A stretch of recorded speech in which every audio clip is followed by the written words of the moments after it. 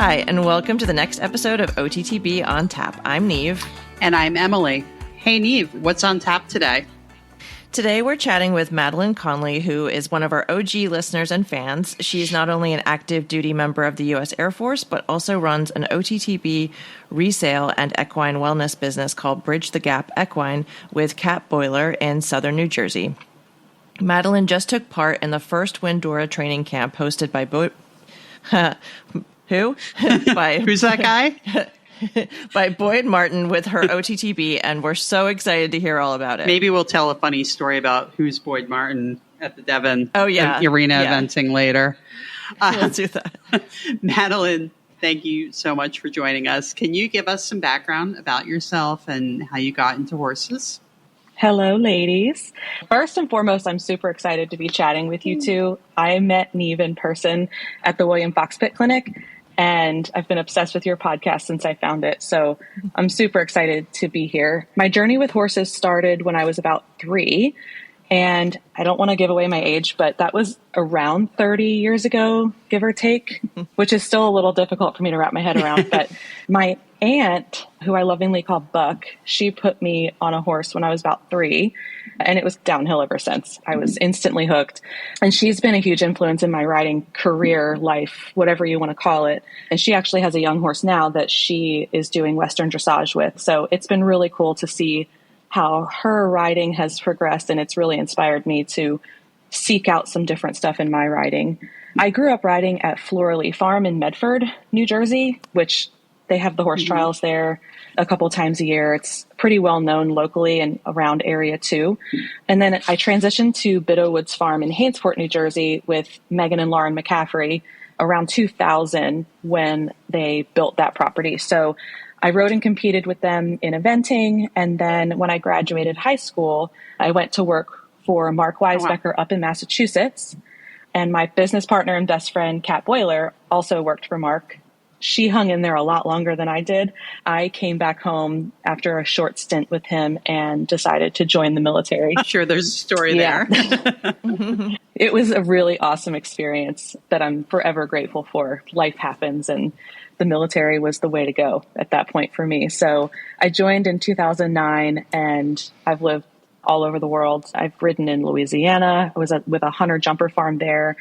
And then in Vegas, I did some like trail riding and had a really cool little Tennessee walking horse. And then in the UK, I rode a little bit after I had my daughter.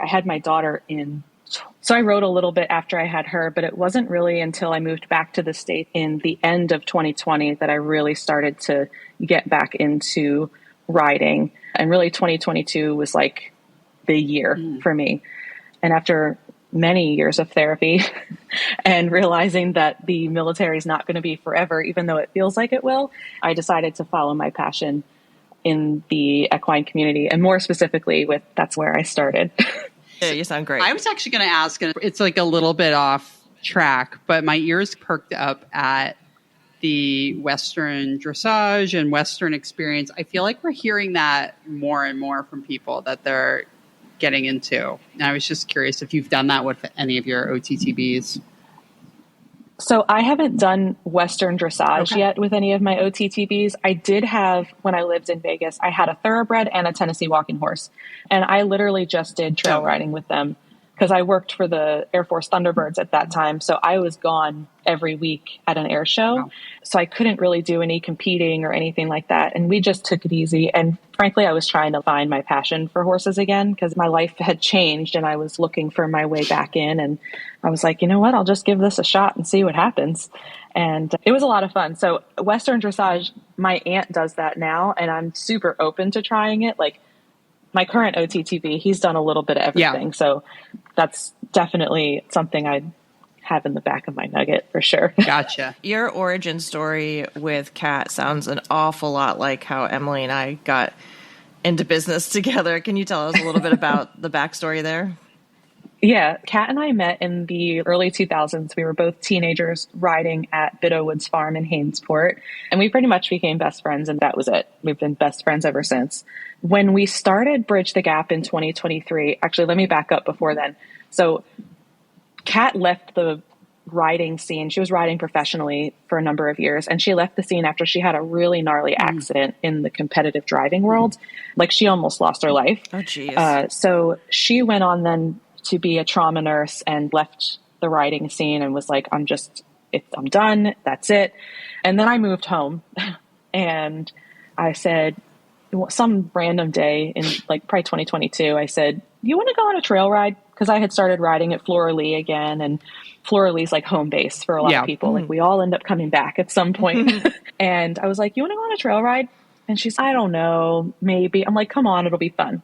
She comes out and we put her on this horse, Romeo. And it turns out this is the horse that she learned how to really properly sit the trot on. And some divine intervention there, whether you believe in that stuff or not. So she came out, she trail rode, and then she started coming out a little more and riding a little more. And then a couple weeks after that, I was just like, hey, I have an idea. Just hear me out. And she's, oh God, here she goes. So she heard me out and I was like, I really want to do this OTTB thing. I want to be part of their journey from the racetrack on and the aftercare. I just feel like that's where I'm meant to be. And she's, okay, let's think about it. We can do that. Sounds like fun. So we started putting some ideas together. And then one day I sent her an ad for a horse that Jess Redmond had. And he was this tall, dark, handsome gelding named Valiant Gabe. And I told her that he'd be a really great resale and that I thought he was really promising, but secretly I knew that he was totally her type. And I was like, oh man, she's going to not be able to say no. She's going to be hooked. So of course we went out, we met him, Stacy rode him, Kat rode him, and we were just in love. And we were like, yeah, that's it. So that's how Bridge the Gap came to be. Nathaniel, or Nate, depending on the day, has become our flagship horse and upper level hopeful. Cool. So he's wicked cool. And that's how I roped her into this crazy journey. I love it. Yeah, no, it's really interesting how so many of us try to leave horses and then we come back. They claw you back in. But particularly the OTTBs, I have had to work very hard to not purchase more since I got out of the business. But sometimes it is still just so darn tempting. Oh, for sure. Even I still send each other ads and we're like, nope, don't do it. We have been toying with the idea of maybe doing an RRP horse together at some point, but it would be fun. We just need to it'd be fun. Figure out logistics. I love this idea. I back it. I support it. Whatever I need to do to help forward this. I'll tell you what, we'll do that in 2025 as well. That would be really fun. We can all go together. It would be so much fun. That would be so much fun. Yeah. Neve, you and I commented on the same horse today. So the right horse and maybe some sponsorship. I don't know. Yeah. Yeah, it would be really cool to partner with an aftercare program or something like that where absolutely we could promote them, support them, and then also have a nice horse at the end of it to show as an example of what the horses can do. We're getting way off track. It's okay. Seeds being planted never hurts. But anyway. Nope. Exactly. Madeline, can you tell us, is Valiant Gabe, is that your current OTTB that you took to the training camp? Valiant Gabe is Nate. We currently have 3 OTTBs in our program. Valiant Gabe is our 5-year-old by Two Step Salsa out of Gabriella's Dance. He's nice, really cool, really sweet. Then we have Hydrologist, who we call Teddy. He's a literal teddy bear. And he's a chestnut gelding by Awesome Slew out of Danish Princess. And then the mount that I took to the clinic is Pepe and Heywood. And I call him Pete, or as he became known in the Camp Windurra barn, Peter. And he's a 6-year-old bay gelding by Mosler out of Sassy Molly. Okay. Interesting. Yeah. Have to look him up. So how did you get Pete, or Pepe and Heywood, who went to the clinic? What's his story? Where did you get him? What drew you to him? And all that good stuff. So we actually got him from Fidelia Stables. Okay. And he came from the same trainer that Nate did. So he came from the same people, which was pretty cool. We saw his ad and he had a decent racing career. he had raced a lot, over 40 starts, I believe, if I'm remembering correctly. Yeah, I think he had 48 starts. Yeah, it was like 48, 1 over K. He just looked super impressive. And his pictures, he had a wicked cute face. The trainer said that he was really smart and he looked super cute. We bought him sight unseen off of photos, same as Teddy. Nate is the only one of our horses so far that we've actually gone to see. So we got super lucky because he is wicked cool. He's really smart and he's definitely I'm looking up his breeding. Different kind of personality. Yeah, it's got nice breeding. Yeah. Yeah, he's got great breeding. I've never heard of Mosler, but he's by Warfront, by Danzig, out of an Arch mare. I love Chris S. Also doesn't hurt to have some APND on the bottom there. So yeah, there's a lot of great names. It's like an older pedigree, which I always like too. Nice. Same. We're lucky enough to just be a few minutes from Windurra, but for those who are not familiar, Windurra is home to Boyd and Silva Martin. It's a premier training facility featuring a robust cross-country schooling area, an all-weather gallop track, a show jumping ring, an indoor arena, and a conditioning pond. And Boyd put together an amazing week of training, lectures, and sessions for riders of all levels at his world-class facility. And we're so excited to hear all about it. Madeline, had you ever been to Windurra or ridden with Boyd before the training camp? I've been to Windurra many times. We live, like you said, really close, which is so nice. And one of my main trainers is Sally Cousins, who coaches at Windurra a lot. Hi, Sally. So what's up, Sally? It was recently her birthday, so happy belated. So she does lessons there a lot, so we go there for that. I also try to go to any of Boyd's pop-up clinics at Windurra that I can. I haven't been able to ride with him until the camp, but I've audited many clinics. Kat has ridden in his clinics. So can you tell us a little bit about Pete's experience level and your experience level going into the clinic? So let me back up. We bought him in January. He had a solid month of not really doing a whole lot. 1, because of the weather, and 2, because he just needed to chill. Because he was a good racehorse and he was like real anxious, like everything. He was a very good boy, but he wanted a job. So he's currently schooling beginner novice. He hasn't done much competing, unfortunately, because of my work schedule. They're not always made in the show ring, right? Like horses are made in training, not necessarily at the show. So that said, though, he has done some jumper shows in the 70s. He's done a competitive trail ride, which, oh my God, he was insanely good at. And we've done a couple of starter level combined tests and some dressage shows here and there. And when I entered him in the training camp, I really didn't think we were going to get in because I saw like just the sheer volume of people who were interested in this. I was like, there is no way that my application is going to get accepted or seen or anything before it's sold out. So I was just, okay, we'll see what happens. But I really loved the idea of having the opportunity to be completely immersed in my horse's training. I don't get that on a weekly basis. I'm a single mom. I have a demanding full-time job with the Air Force. And I'm also a PEMF provider for horses in the local area.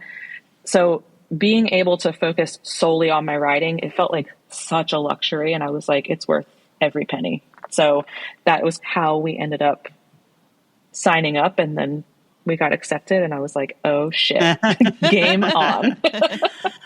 Tell me a little bit about the application process. I didn't realize you had to actually be chosen to apply. Did you have to submit like information about you and your horse and that sort of thing? Yeah. So I don't know that it's so much an application process, like they were reviewing and being like, this person would be a great asset, but it was more of a Google Doc, and you just filled out the Google Doc, and they did ask for information like what level is your horse at? What is your experience? Just all the basic information.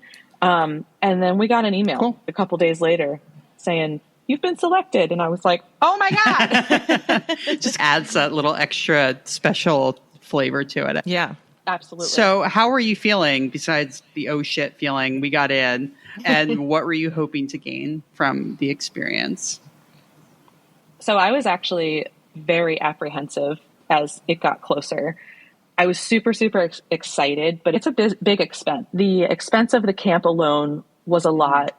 Then you add on the hotel and any gear you might need to be in the game. If you're going to do it and you're going to go to Camp Windurra, like you better be ready to do it and do it for real, because this is a potential once in a lifetime opportunity. I struggled as it got closer. I would say probably the final week. I said, what did I do? Is my horse too green? Is this going to completely blow his mind? What if I look stupid? I don't know what I'm doing. And then I was like, why wouldn't I take my green OTTB? Who better to help me with a green OTTB than freaking Boyd and Silva Martin? Exactly. Stop it.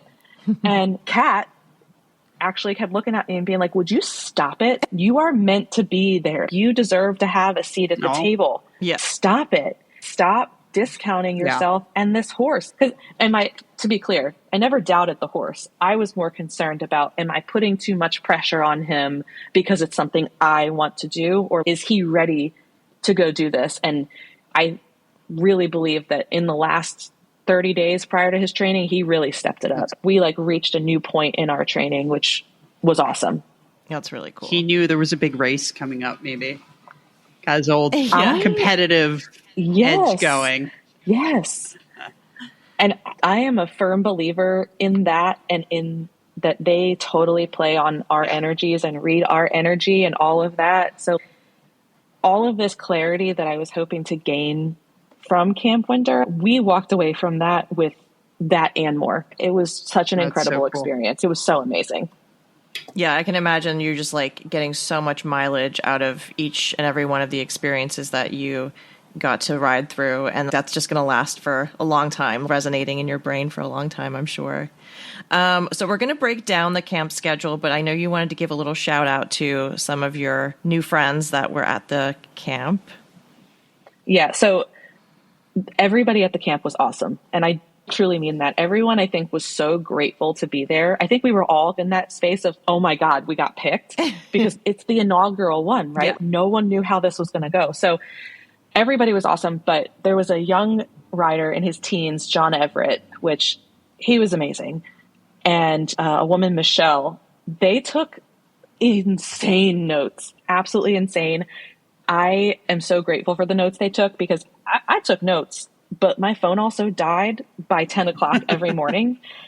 So I'm sitting there trying to write things down and trying to tack up because I didn't have a groom. Yeah. So it was just super helpful. So shout out to John Everett and Michelle, who came in clutch with some very detailed notes to help jog my memory for some of the things that Boyd or Peter or Silva or Anna said, whether it was to me directly or just in a session. So they were super, super, super helpful. Awesome. Maybe next year they're going to have to record the whole thing, and but then I could see that being a subscription service that ends up taking place.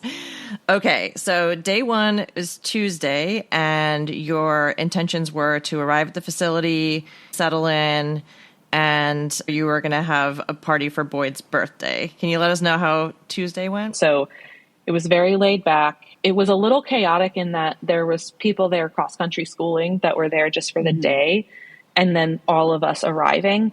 But the girls who organized this whole thing, they really did a bang-up job. They really made it to where we could just roll in, get our horses settled, and go take care of business. So we were super, super grateful for that. Once I got him settled, I just took him out and went on a hack. I was going to try and find some people to go hack with, but the way that my timing worked out, I was just by myself, and I'm like, all right, we're just going to go. And he was a rock star. He was awesome. Went all up and down the gallop track, went around the jump field, in the indoor. The indoor was a little intimidating, but it was intimidating for me. I can't blame my 6-year-old off-track thoroughbred for being a little at the indoor, but he accepted all of it, and he was awesome. And then the birthday party for Boyd was super fun. It was really cool to network and meet everybody that was there and just hang out with Boyd and his kids and Silva. And I'm sure everybody who follows Boyd saw the video where one of his kids was jumping across the tops of the porta potties. That was hysterical. I missed that one. Yeah, it was so funny. They're just getting ready. They're just getting ready for the Preakness. Yeah, exactly. It was awesome. How many riders were there total, or how many groups? Do you know? I want to say there were 28 riders. I think it was 28, but for the different groups, there were 2 different beginner novice groups, 2 starter pre-starter groups, a novice group, a training modified, and a prelim. Okay. So that's how the breakouts were as far as the groups go. Yeah, that's a really good cross section, like a good breadth of experience levels there. Oh, for sure. Awesome. So Tuesday sounds like it was, I don't want to say low key day, but I'm sure you were nervous, but got in, got settled and everything. And then how did Wednesday start? How did that go? We started Wednesday with Ruby doing the meditation and mindfulness. And I think I already mentioned, I'm way into the energies and managing your own energy to help manage your horse's energy and how they're feeling and all of that. So that was really cool to see how that intersects with the horses specifically, because Ruby would make correlations to, for example, he would teach us a breathing exercise to help calm our nerves or something like that. And he would correlate it to the way the horses breathe and how the horses listen to each other in a herd. And so just making those correlations made things click a little bit for some of us, where we were like, oh, that makes hello. So that was a really cool session. And he's just a cool dude. I don't know how else to describe him other than just, he's cool. He's chill. That sounds really cool. And then what happened next? After that, we did breakfast in the indoor, and Anna and Silva did a dressage demo. Wow. And that didn't suck. You get to sit there and eat breakfast watching Anna and Silva riding these beautiful horses in this big, beautiful indoor. The sunlight is coming in because it's the early morning. It was magical. It was just truly magical. And they actually talked about this in one of the sessions later in the week. But even being able to just watch some of these professionals ride, you learn so much just from being able to spend time watching them. We did breakfast in there. And then after that, I had my first riding session with Anna. Okay. And we did stretching and suppleness. She's an exceptional teacher too. And just what a nice girl. And as a side note, Anna Buffini, right? Okay. Yes. Yep. Out of California. Big dressage rider for those that don't know. I saw some comments where everybody was raving about her. She was amazing. And my mom is a realtor, and she's actually in a training course with her dad. Oh, wow. Or she was last week. So it was funny. I was like, oh, I'm training with Anna. You're training with her dad. It was very random, but funny. She's a true horseman, though. She's all about working with the horse that you have and maximizing what they bring to the table, which I so appreciate, because I feel like that's the same for us too, right? We're not the same person every day. You don't have the same horse every day. So work with what you've got. And I really enjoyed riding with her and took a lot away from that for sure. Was there anything that Pete either excels at or struggles with on the flat that you've been working on specifically? So he really excels with stretching down into the contact. We've worked really hard to teach him and get him to a point where he will stretch long and low. If he wants to go around long and low for 10 minutes, I'm going to let him, because it's so good for his back and his neck. One of the things he struggles with is things that are repetitive. So it's not so much like a one specific movement. I can't say that it's, a leg yield or a half pass, because it's not so much that he struggles with any one movement. It's the repetitive nature of things. So if I'm trying to school him on a circle and really trying to get him to bend around my leg through the circle, or I'm trying to supple his neck, I have to change it up. And Anna acknowledged that too. And because we rode in the outdoor dressage arena, the way they have that set up is there's flowers planted everywhere. There were tables with tablecloths blowing in the wind, a big tent. So there was a ton to look at, and just having her give me some tools and some ways to work through that with him, while also working towards that suppleness and the stretching and all of that, was really helpful.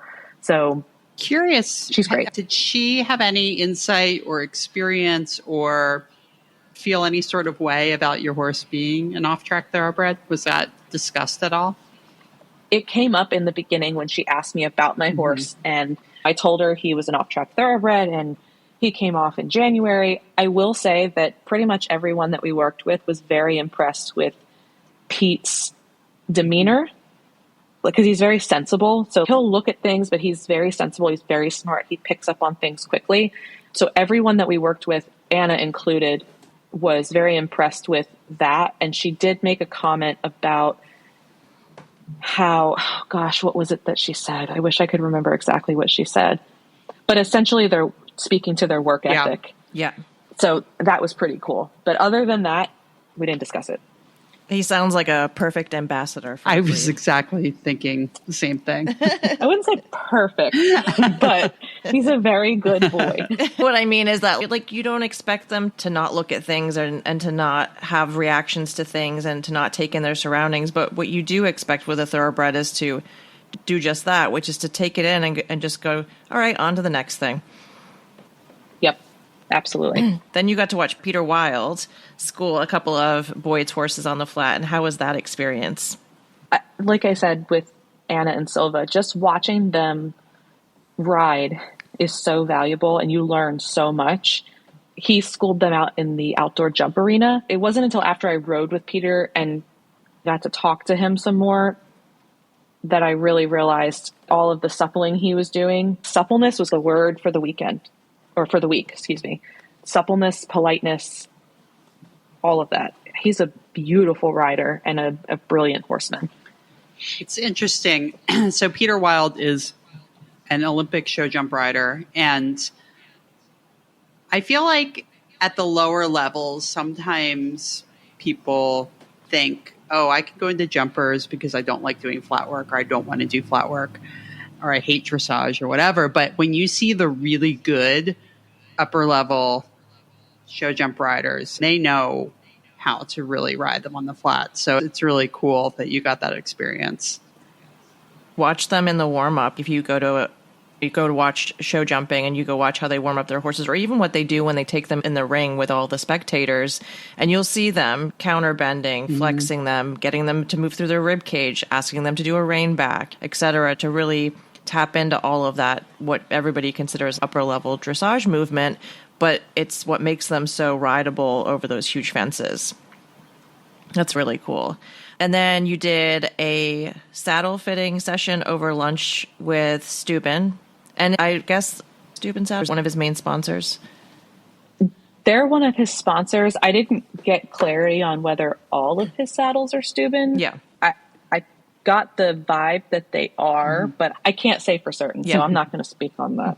But what I will say is I really appreciated the fact that obviously they're there with Steuben and they're Steuben reps and their sales, and I got that. But at Camp Windurra, they were more about how can we teach you to make sure your horse is outfit to the best of your ability. So they were willing to teach people to palpate their horse's back. They offered to palpate our horse's back for us and check for soreness and check our saddle fit. I currently ride in Antares Skyla, and I think it's a decent fit. So I was like, let me have them check it. And they were like, yeah, you could put some shims in front, lift it, make the balance a little bit better. But other than that, it looks great. And it would have been so easy for them to be like, oh, this saddle's terrible and you need a Steuben. It's the only saddle that's going to fit your horse. Yeah.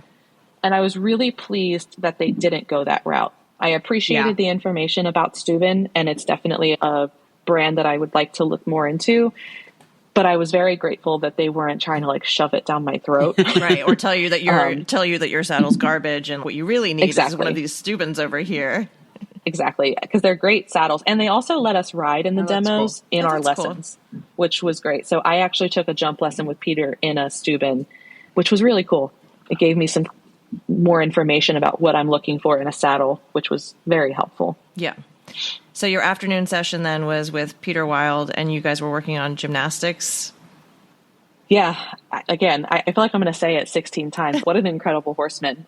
And I don't know why I'm surprised. I don't think anybody should be surprised because Boyd and Silva, they just have that air about them. And to be as successful as they are, you have to surround yourself with people who are like-minded, who are of that ilk. Mm-hmm. So I thoroughly enjoyed riding with Peter. And it's funny that you said about the jumpers and the flat work, because a good 15 minutes of our lesson was just flat work. He wanted to see what we're working with, but also help us get them more supple. And I keep saying the supple word, but that's literally every 5 minutes. I felt like it was supple, which is great.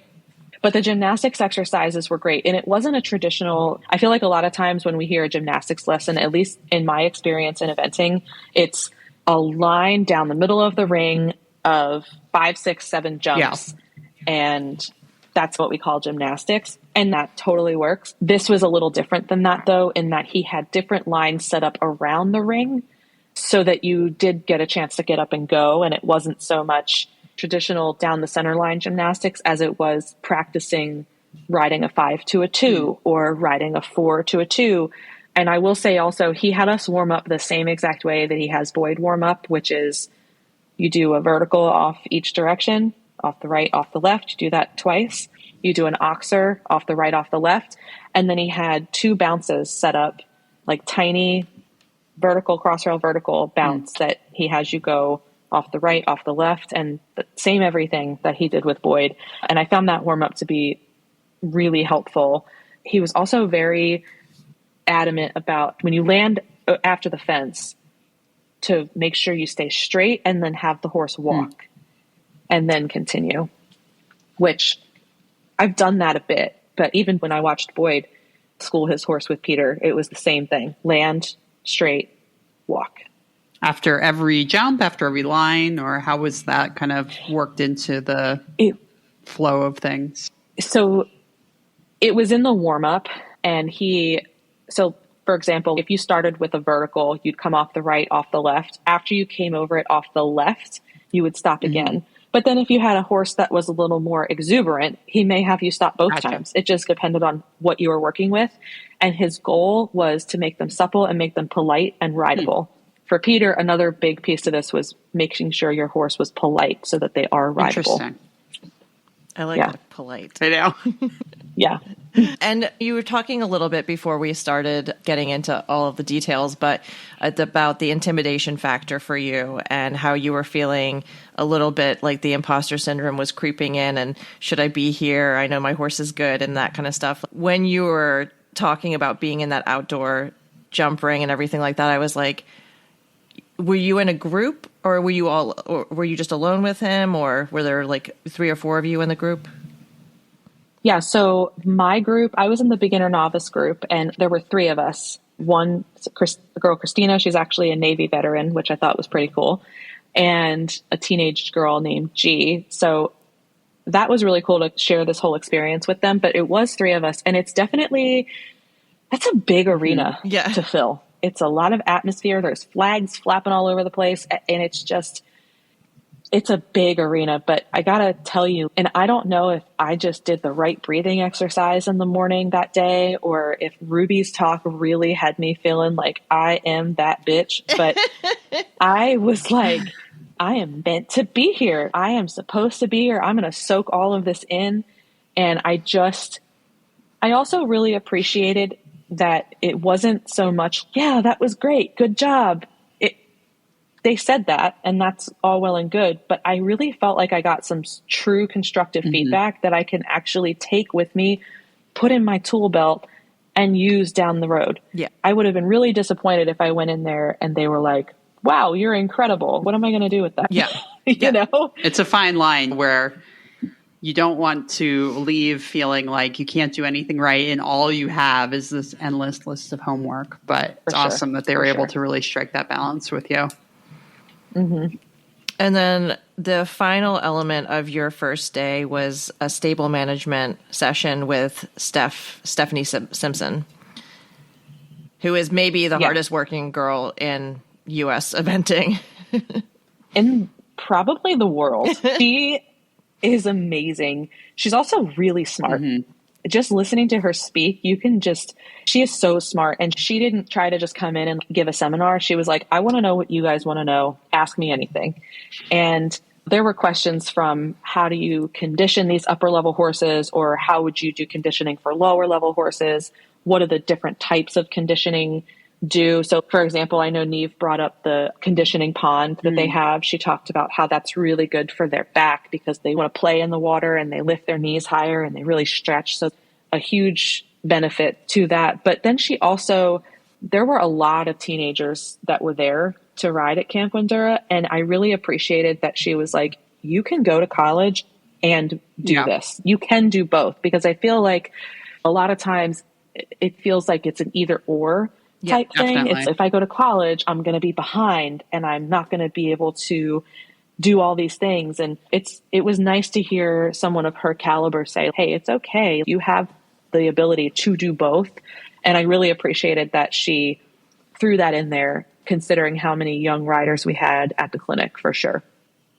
Yeah, that's definitely a crossroads. I feel like for myself, I didn't go to college until I was 23 because I was trying to make it as an upper level rider. And in retrospect, I'm very glad that I stopped and went to college because it was something to not only fall back on, but just drew a path throughout my entire career of having that experience. And it seems sometimes 4 years is forever, right? But it's not. Oh, yeah. I feel no, like, it's not. I feel like when you're 18 years old, that just seems like so much time. And when we were interviewing Kirsten Schutema, she spoke a lot about the fact that she felt like she'd missed out, or everybody else had more of a leg up on her in the industry. And I think the difference is that there's a lot of opportunities for the under 25 riders, and there's not as many opportunities for the 24 to 35-year-old professionals that are trying to make their mark. And I'm hoping that over time that starts to improve for people so that you can truly have both, the best of both worlds. Absolutely. If we could expand that to 40 instead of 35, that would be great. Or 50 or 50 or 45. Exactly. Yeah, exactly. I'll take any and all opportunities, please. Yes. All right. So Wednesday wrapped up, and I have to say you must have been totally exhausted, but also super pumped by your first full day of the clinic. How did Thursday start off for you? So, yes, I was exhausted, to answer your question. Thursday, though, started with the physio, Andrew Russell. Thank the dear sweet Lord for that man, because it was hysterical. We were all so sore that morning. We were like, oh my God, what did we sign up for? But we were all so pumped. We're like, let's do it again. It was great. And I was a little bummed because we didn't do the ice bath. Like nobody even mentioned it from Boyd's team. So we didn't bring it up, but they had water troughs full of waters and sodas and whatever. And I looked at the girl next to me. I'm like, I could just get him that. I mean, why not? It's an ice bath. And they're like, yeah, I don't think they would really appreciate that. I'm like, yeah, maybe not. But the session with Andrew, I'm so grateful I didn't miss it. And I almost did because I was a little bit late. And then Boyd waves me over front and center. I'm like, God, kill me now. Oh my God. Because I'm the least coordinated and flexible person I've ever met. So I'm like, cool, this whole group of people gets to watch me try to stretch. This is going to be comedic. You're trying to hide in the back. Yeah, no, Boyd didn't let that happen. And that's okay. That's what I was there for. I was there to push myself. But he gave a lot of really good stretches, exercises, a lot of hip opening for equestrians. And it was all very tailored to what we do as eventers. And a lot of it pertained to what he has Boyd specifically do, a little bit of work with resistance bands. And it all felt very doable. I don't know if you guys have ever signed up for an online workout class or found a Pinterest poster with do these stretches in the morning and you'll feel great. It feels a little daunting, and then it feels a little pointless because you're like, why am I even doing this? I'm half asleep. But these all felt very doable, and they felt like they really pertained to my end goal, which is being a better rider. And it didn't feel like, oh, I have to do these first thing in the morning. I can also do these before I get on, or I can do them at night. So it was very beneficial. We also all the riders got a 30-minute private session with him at some point during the week. Wow. I took mine on Saturday, but that was really good too, because we got to work specifically. I have fibromyalgia, so I was like, I'm in pain everywhere, but if you could really help me with my hips and my back and my neck and my wrist, that'd be great. He's, oh, is that all? I'm like, that's it. But he was great. So that was a great session. I think I read somewhere that Boyd stretches for an hour every morning or something before he starts riding. He has a whole routine in the morning that he does. And I don't know if it's necessarily an hour of stretching. It's the stretching and the strength work is definitely in his routine in the morning, as is the ice bath. But I'm not sure exactly how long he spends stretching specifically. I'm bummed you didn't have to get into the ice bath. I thought that'd be a rite of passage. I was looking forward to it, actually, because I thought I would make premium content. I'm like, somebody hold my phone that's going to be dead in 30 minutes and film this so I can make a TikTok. I have no idea what I'm doing. It's 34 years old. The Boyd Martin ice bath challenge. There it is. Let's go viral. Neve, don't make me bring back the Smirnoff Ice Challenge because that can happen too. Oh, no. Yeah, she has iced me before. She'll do it again. That's proof. The good old days. So then you guys had breakfast while watching Boyd ride some horses over fences. How was that? Yeah, that was great. So it was cool to see, considering I had already ridden with Peter, it was really cool to see how he really did teach Boyd in the same way that he taught us, just at a different level. And it was also really interesting. You can tell they've been working together for so long that they don't really have to speak. They know what the person's either going to say or have them do next. Or I got to watch Boyd school Connor, and unfortunately I had to leave early to get my horse tacked up for his cross country session. But what I did see, it was the warm up. It was the stopping on landing and walking and really working on suppling the horse and making them polite. And it was just everything that he had us do in our lesson, he also had Boyd do in his jump school. So that made it that much more, of course I'm really going to do this because Boyd does it too. It works. Peter's not just telling me to do it to tell me to do it. He's telling me to do it because Boyd freaking Martin does it. Right. So. And then what was your first riding session for Thursday? For Thursday, I had cross-country schooling with Boyd. Ooh. And it started off amazing because it was galloping and coursework.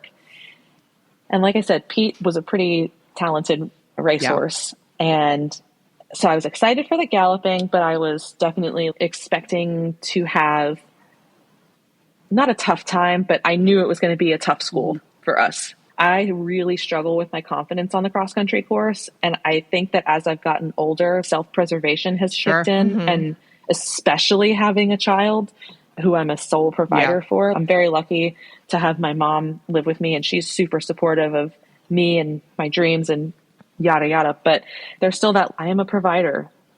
Right. Yeah. And it's a little intimidating. What am I doing out here? I'm galloping towards things that don't really fall down. They do now. But. So anyway, I have a really hard time really attacking the course. And that day was no different.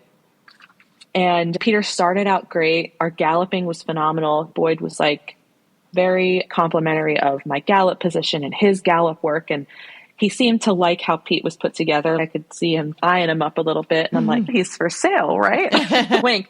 But so he was great. And then we jumped a couple little logs. And then Boyd has us jump these 4.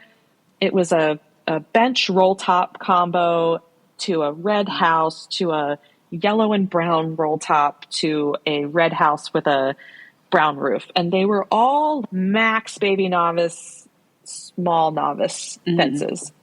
And Pete's never jumped anything novice size before. He's truly schooling beginner novice. But the reason I entered him in baby novice was to push us because I know he's ready and I know I'm ready. And I just need to get out of my own freaking way so that my horse can do his thing. Pete ran out at the red house like 4 times. And I was trying my damnedest. I was riding my ass off. It's all on video too. I'll send it to you too. I know which red house you're talking about too, and it does get a lot of horses. I think it's something about the way the bottom of it's painted. They're like, I don't know. There's a lot of contrast. It's very bright. So I couldn't get him over it. And so Boyd's, hey, let me have a crack at it. I'm not even going to try to do his accent because I don't want to offend the man. But he says, let me get on the horse. You were like, I can't get off my horse fast enough. I was like, here, take it. Wait, I have a quick question. Did you have to give him a leg up? No, I didn't. He walked over to a jump and did it himself. But I know, because that would have, I would have been like, oh my God, I'm going to drop him. But if I'm not strong enough, throw him over. A whole other, let me just overanalyze the leg up now, right? So Boyd gets on and I'm stoked. I'm genuinely stoked because I'm like, holy shit, Boyd Martin's riding my horse. I don't even care. It's because I fucked up. I don't even care. It's because I screwed up because I truly take the hit for that one. But Boyd gets on, gallops him over a couple things, and then Pete runs out at a log. And I'm like, oh, oops. Okay. There it is. So then Boyd comes back around, gets him over it, goes towards the house, and Pete gets him. Like, final stride, Pete just runs out to the right. And I'm like, oh no. I'm like, well, good news is it's not just me. Bad news is my horse pissed Boyd off. It's not good. He works through it, gets him over everything, comes back, and I was going to get on this horse, and I really thought that I was getting on, and I was going to show you how it's done and show you how to get him over these jumps and be like, here you go, now go do it. And he's actually really tricky. And you deserve a lot of credit for what you've done with this horse. So now get back on and go do it. I'm like, all right, say less. So I get back on, we continue with the school, and like, how validating though. Right? Like, right. Here I am thinking I'm the problem, and my toxic brain is, you suck, you can't do this. And then Boyd's, no, he's actually hard to ride. And I'm like, oh, wow.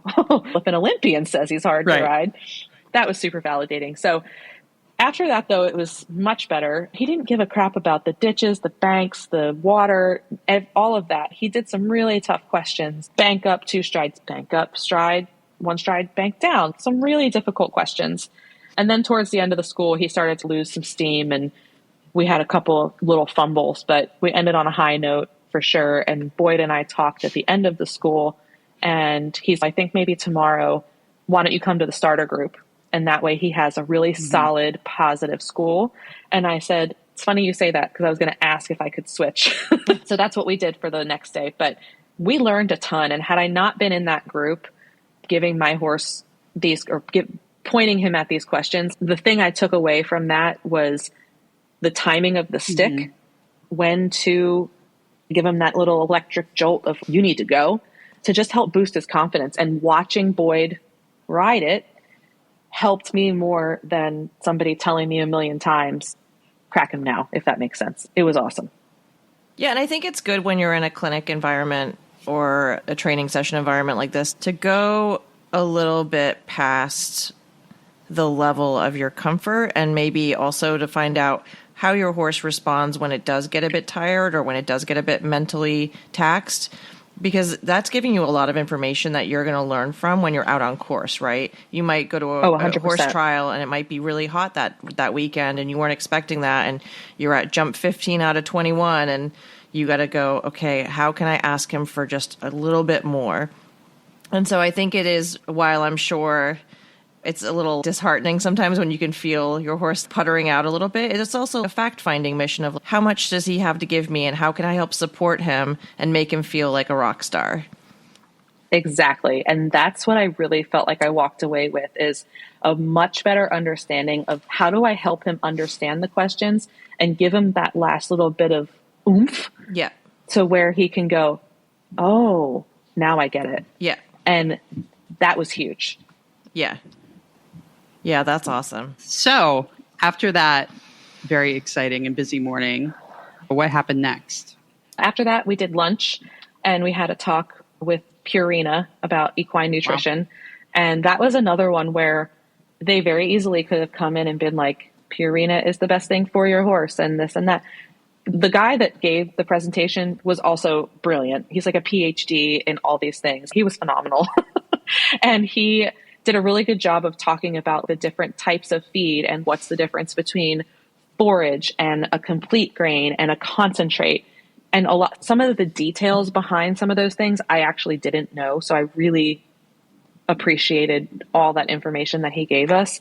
And I also felt, again, I can take it back to my barn and look at what I'm giving my horse and say, okay, do they really need this? Or is this just kind of unnecessary because I'm already giving them that? Yeah. That makes sense. I think it's interesting because I know a lot of horse owners that board, for example, and don't really have any hands-on with what their horse is eating unless there's an issue, right? Either your horse is too heavy or your horse is too lean or your horse is too spicy. And then that's when you go, what's he eating? And then you start to look into it. And when I had my last thoroughbred, he was a little bit of a hard keeper initially and completely blossomed, but it was a very interesting journey in learning about how to feed a performance athlete. And it's not one size fits all. And that last word is so important. They're athletes. Yeah. You know, we have to fuel them appropriately, and knowing what pieces to the puzzle, or what are the pieces to complete the puzzle was really valuable information for sure. That's really cool. And then, so after your very intense cross-country school in the morning, you then had to do coursework with Peter Wylde in the afternoon. Did you feel like you would just run out of energy at this stage, or were you just like, okay? Listen, no, I pretty much run my life on adrenaline and caffeine. So if Red Bull is looking to sponsor someone, sponsor me, because I've always got a Red Bull with a straw. You would be actually a great spokesperson based on you're like, I work a 9-to-5 job. I'm in the Air Force. I'm a single mom. I'm running a business. Yeah, exactly. And the only way I'm doing it is because I have Red Bull. Yeah. Holds up a can. Literally. I'm surprised I don't have one right now. It's upstairs. But so my lesson with Peter that afternoon was great. I will say I didn't want to bury the lead when you asked about it earlier about how did it feel to ride with someone of Peter's caliber in this big ring. My Pete decided to remind me that maybe I think I'm that bitch, but you're still just Madeline. He dumped my ass at an oxer. Oh, no. Yeah. I have not fallen off of a horse in 15 years.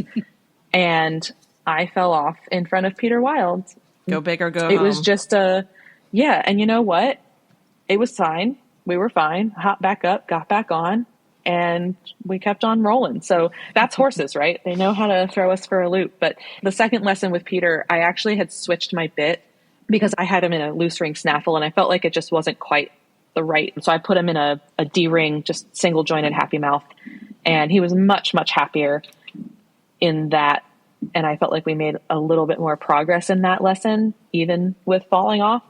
But no, that was another really great lesson. What different types of things did Peter introduce you guys to when doing coursework? Did he put a couple jumps together and then put a course together, or did he start you guys off doing courses after your warm-up? Or So it was pretty much what you said initially. So we did the warm-up just like he had us warm up the first time, single vertical, single oxer, the bounces. And then we just started putting some lines together. So first it was bounce 6 stride to an oxer. And then it was a 5 stride to a 2 stride. That's where Pete dumped me in the middle of the line. We had a beautiful distance and he was like, psych. Cool. We rode through those lines. And then once we had the lines pretty much nailed, we went ahead and did a full course. The other thing I appreciated was it wasn't like, there have been some lessons that I've had where the intent is to do the same thing to get it right. Mm-hmm. You might ride the same line 4 or 5 times, and there's a rhyme and a reason to that. The thing I loved about these lessons was we ride it, we work with what we've got. If it's really atrocious, then we'll come back to it. But if it was good or if it was excellent, we're not going to come back and do it again. Even if there was a little bit of room for improvement, that's okay. Yeah. Just save it up here and remember it for next time and move on. We witnessed that with the Lucinda Green Clinic. This my first time watching her this spring, but I know Neve rode with her before. But very similar. You ride through the exercise, and she did not have you repeat it time after time, mm-hmm. which I feel like is very common in a lot of training that goes on. I don't know if it's a United States thing. I know Peter Wylde's not foreign, but similar mentality though. And it's what you're going to find out on the course, right? You're not going to get to come around and represent and do it again. You just have to get through it and try to make it work. Yeah. And you can't let a bad distance or a biff jump ruin your entire round. That's just one. It's like being in a dressage test, right? It's, oh, my horse jigged in the free walk. Yeah, but you could get 9s on everything else. So exactly. You don't throw the whole test away just because there's one mistake on course or whatever. And I think you learn a lot about your own riding and your horse. I'm definitely somebody who likes to bury my horse to the first fence underpowered in show jumping, and because it's eventing, that's my one chance, and I have to do something, like create some activity and give him some confidence, or it's going to get worse and worse. And that's only something that I've been able to do in the last couple of years of my riding. I think it's good to feel a little bit uncomfortable in your riding when you're doing stuff like coursework. Absolutely. And then you guys finished off the day over at True Prospect, which is Philip Dutton's headquarters for those that don't live in Chester County.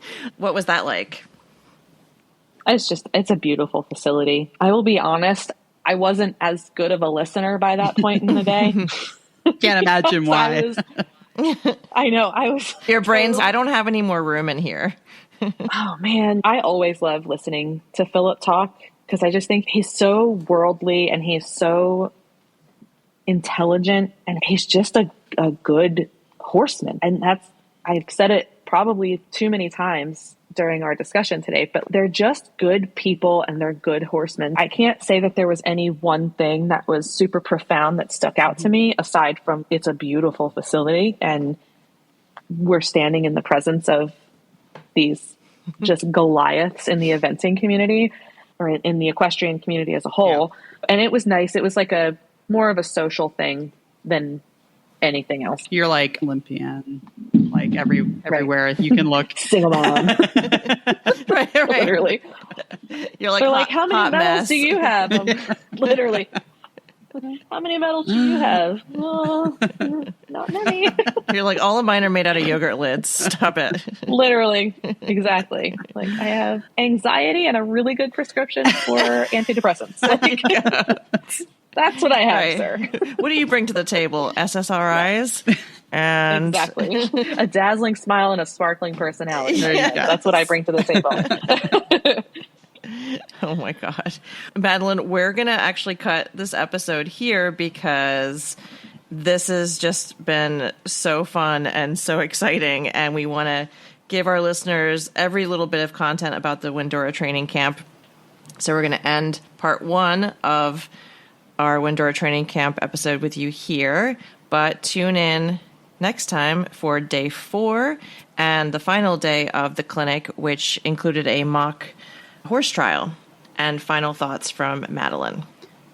If you like what you heard today, please leave us a 5-star review on Apple Podcasts. You can follow OTTB on tap on Instagram, Facebook, and TikTok, and contact us with interview candidates and topic suggestions at ottbontap.com. We love hearing from you.